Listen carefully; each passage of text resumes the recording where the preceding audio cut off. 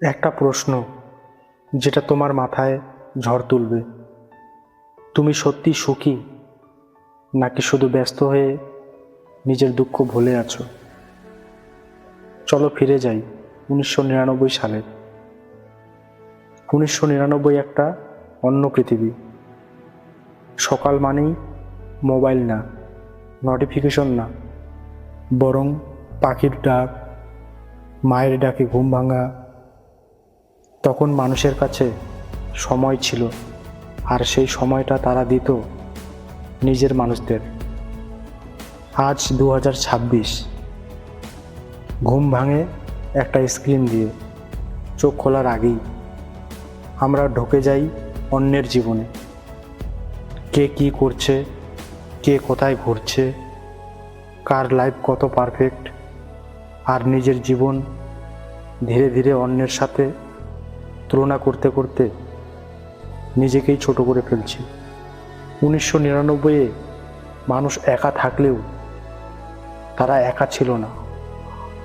আজ হাজার ফলোয়ার, হাজার ফ্রেন্ড, তবুও রাতে বালিশ ভিজে যায়, কারণ ভিতরে আমরা ভীষণ একা। তখনকার ভালোবাসা আর আজকের ভালোবাসা। তখন একটা চিঠি লিখতে সময় লাগতো, কিন্তু সেই ভালোবাসা বছরের পর বছর টিকে থাকতো। আজ একটা হাই পাঠাতে 1 সেকেন্ড, আর ব্লক করতে লাগে 2 সেকেন্ড। এটা কি প্রগতি, নাকি সম্পর্কের মৃত্যু? আমরা ভাবি টেকনোলজি আমাদের জীবন সহজ করছে, কিন্তু অ্যাংজাইটি বাড়িয়েছে, পেশেন্স কমিয়েছে, হ্যাপিনেসকে লাইকের মধ্যে আটকে ফেলেছে। কিন্তু দোষটা আসলে কার? সময় না, টেকনোলজিও না, দোষটা আমাদের।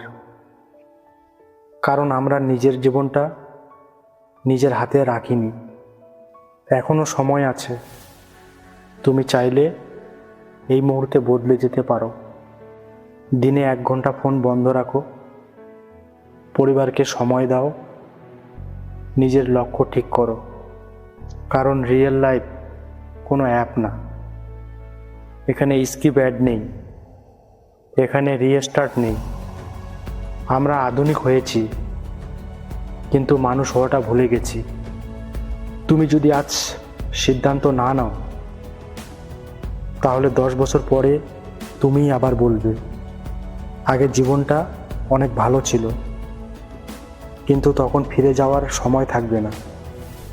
আজ থেকে শুরু করো, কম সোশ্যাল মিডিয়া, বেশি বাস্তব জীবন, কম তুলনা, বেশি কাজ। 1999 আমাদের শিখিয়েছে কিভাবে বাঁচতে হয়, আর আজকের দুনিয়া শেখাচ্ছে কিভাবে হারিয়ে যেতে হয়।